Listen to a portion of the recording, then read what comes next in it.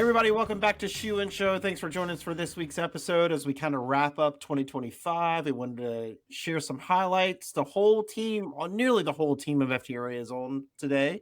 And so we, number one, just want to thank you for listening this year, whether you listen to one episode or all the episodes that we had, superstars. We appreciate you listening. We did some really interesting things this year, trying to change things up, both on the podcast, but also in the work that we were doing for the industry. Basically, because this year was a really weird, chaotic, choppy year, as we all know, and it required kind of some innovation and some refocus and rethought about how we kind of serve the industry best. So this episode will kind of cover some of that, kind of the highlights we thought this year in particular that were really meaningful, both in terms of our work, but also in helping the industry. And hopefully, as you listen to this, maybe there's some things you didn't know that you can take advantage of as well. So, Matt, we're going to start with our CEO and president, Matt Priest. First name Richard. That it is, Charles. My first name is Richard. Exactly. So, as we kind of kickstart this and go round robin, one thing or a couple of things you thought about this year that kind of were innovative or I guess fun. Let's have some positive conversation. Yeah. We had plenty of challenging negatives this year. Yeah, no, it was an interesting year to say the least. But on the fun side, Andy, I think it was we were super relevant, right? We were just always connected, always engaging. As I look at the faces in this room, I think of everyone who's just really strengthen their connections personally with the industry, and that helps us serve the industry better. Quick things that come to mind are the shoe leadership series that we put out on Shoe and Show. That was something new. We had to shake things up in our 10th year of the podcast, and we had some really cool voices that came on. We heard some really interesting shoe stories.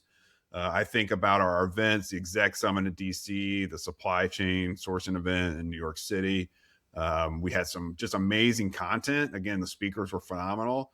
Then I think it's something like Shoes for a Cure, where there's just all these smiles and high fives and just this camaraderie the industry is so known for, as displayed for good cause under Sandi's leadership. So for me, it was just, let's set aside the negativity. These were some of the really fun highlights for me in 2025. Yeah. And Sandi, I'll bring you in on this one too, because I think part of this year was like building stronger relationships in a tough year, but also leveraging those relationships too to like do good. And so kind of your perspective, especially with Fanny this year, because I think the markets were really interesting because the conversations were very different. It wasn't just about buying and selling the shoes. It was like, how are we going to price these? But then equally like getting together teams from all these different retailers and brands together for Shoes for a Cure this year, both in New York City and your work in Miami. Yeah, it was quite a year.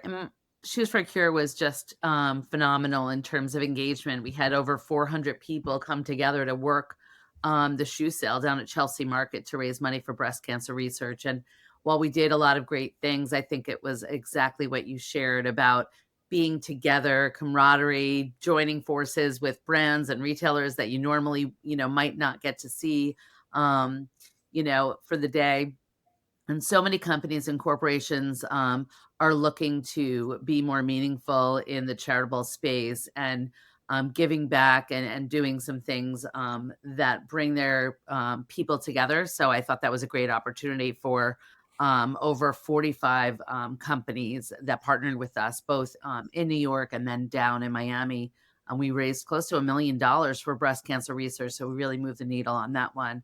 And I would say, again, Fanny was awesome in December and in June, both really robust. We're hearing that people want to be in New York in February. Every day I've been hearing that, that people are just liking to be back in person at these trade market weeks and at these events. So I know 210 had great events this year and Footwear News, and a lot of those events were sold out. People are definitely looking to be back in person and together. So I love that.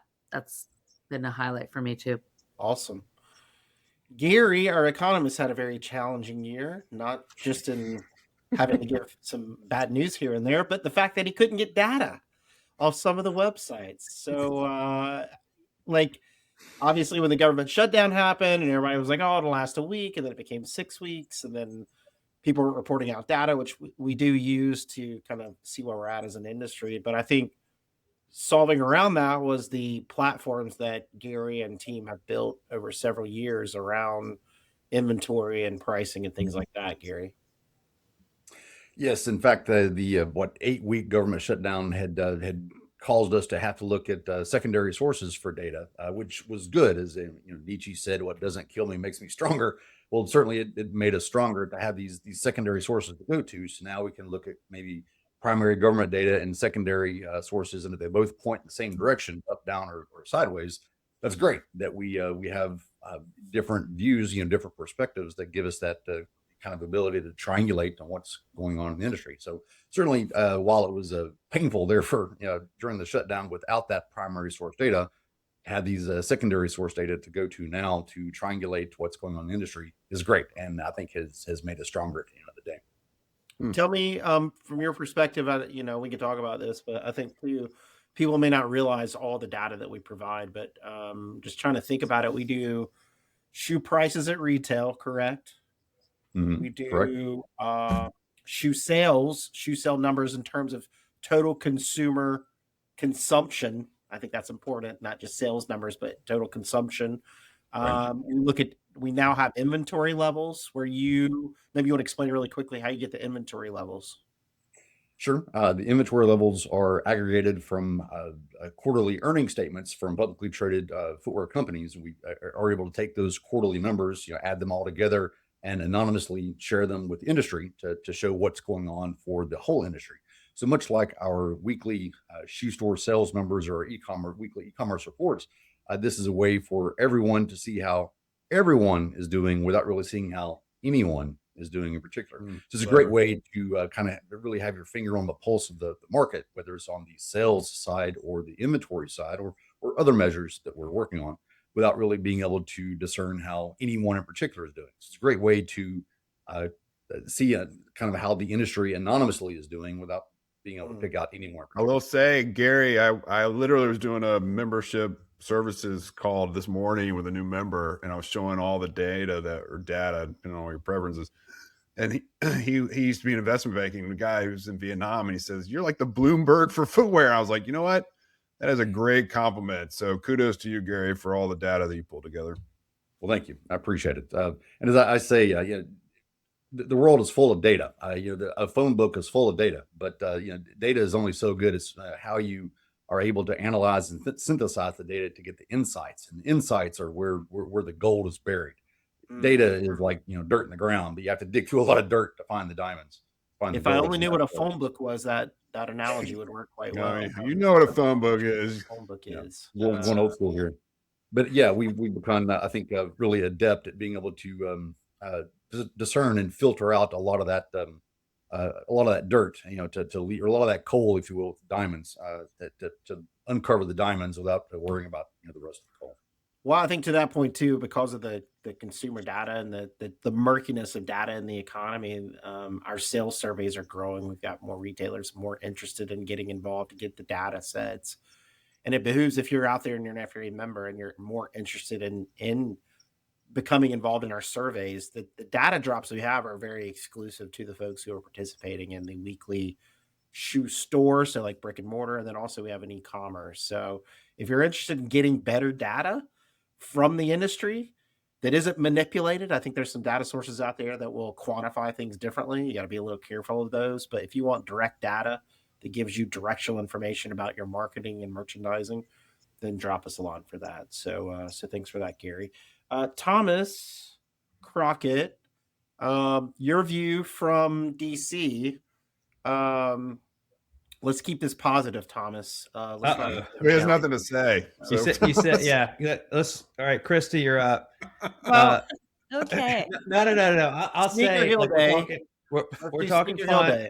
Yeah, we're talking fun and positive. I will say, despite the challenging environment, we had all these calls where we had like 700 people on emergency calls. It was very much an emergency situation every single week this year. However, we were trying to come up with fun and exciting things at our events, which we always do in this very difficult environment. And I just point to two. One was Sneaker Day.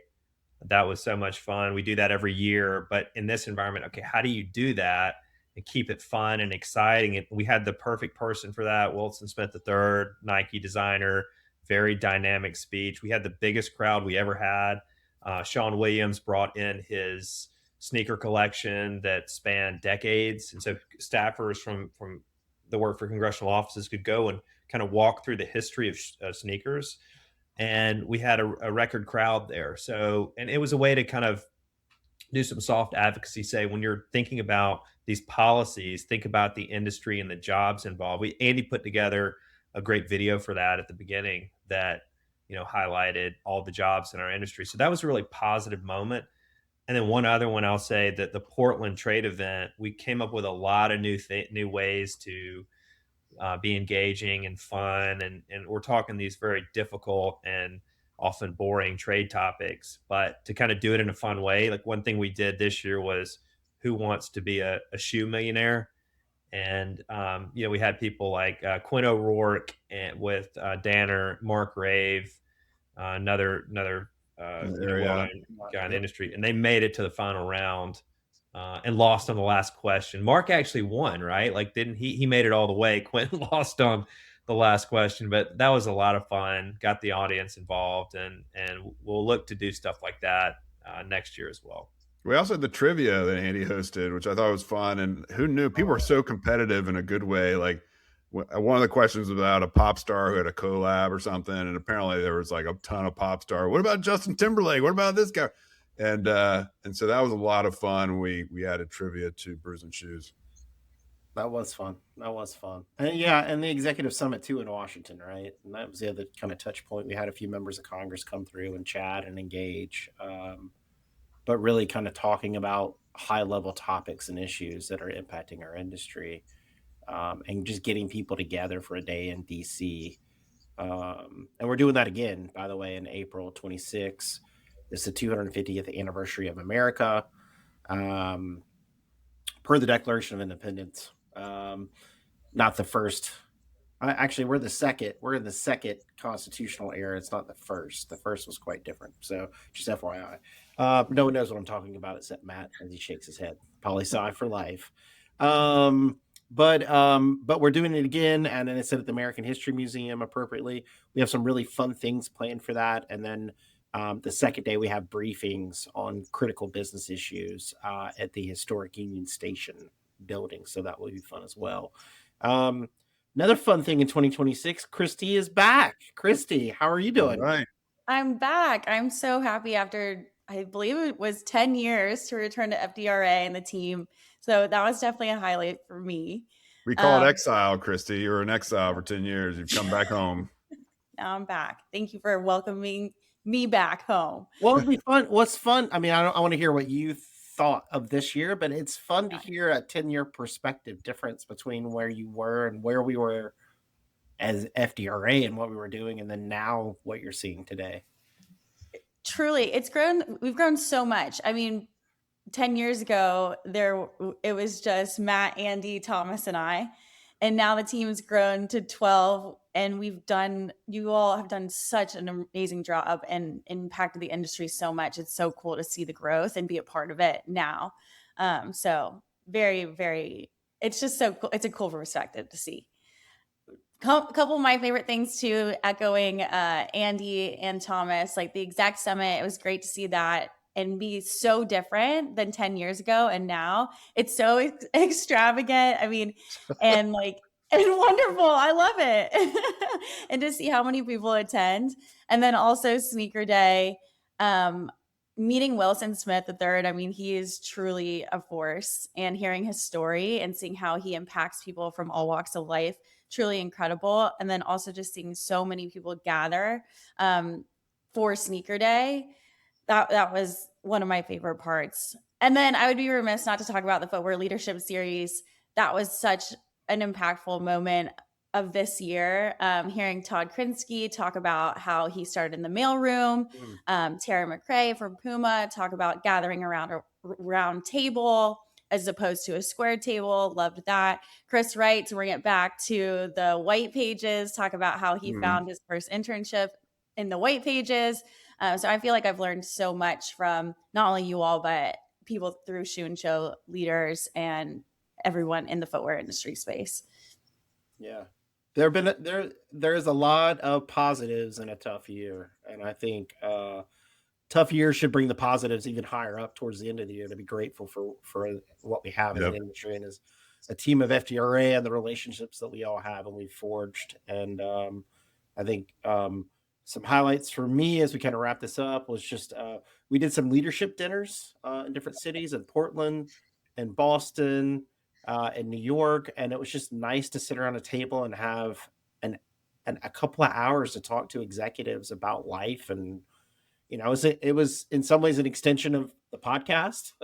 It fed information to the podcast on questions we might ask and look forward, but also just it was an extension of these casual conversations that we have about the industry and life and everything else, and those were great. And a lot of the programming we had just brought people together in a tough year where I think we helped some companies find some solutions and do things a little bit better. And I think that's the nice thing that from my perspective, our job is we can help people do their jobs better, faster, easier. And that's a real purpose-driven mission that we have as an association, is to do that. And I think we accomplished that. So there's a lot of positives in a very tough year. 26, there's a lot of uncertainty too. And we hear that from the industry. But we're here. And I think next year will be even more work around building relationships, building good content, building solutions for the industry. But that all requires all of you to stay engaged with us and to have a constant communication flow on what's happening and then how we can support you. And we're here. Just look us up in the yellow pages, I guess, or in this thing called Google or the thing called FDRA.org. And you can find us there and just drop us a line. But yeah, on behalf of the team today, I'm going to wrap it up now. And I just want to thank the team for all their hard work this year. A lot of people put a lot of time, effort, blood, sweat, and tears into the effort. And I do mean blood, because there was a few times we had some bloody hands from name badges. But all in all, it was a great year. And we appreciate you tuning in to this episode and the other episodes that we have. Every Monday, new episode drops for Shoe and Show as we enter, I guess it's the 11th year in 26.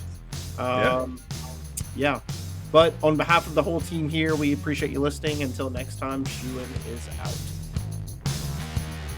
Shoein has been brought to you by the FDRA, the Footwear Industries Association focused on retail, trade, politics, and fashion, helping create and enhance conversations on all things footwear. For information about FDRA, visit FDRA.org.